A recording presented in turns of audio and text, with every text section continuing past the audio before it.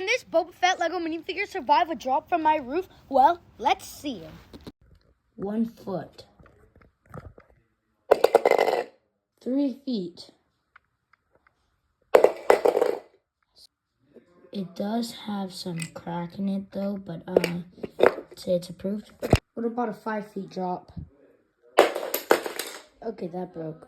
Right here is the box container. Now fun for the final test. Let's drop it off the roof. Stop it. On the roof! No way! The minifigure is in that box.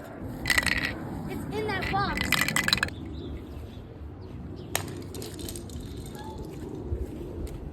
Of course, the brown pieces did break. No cracks.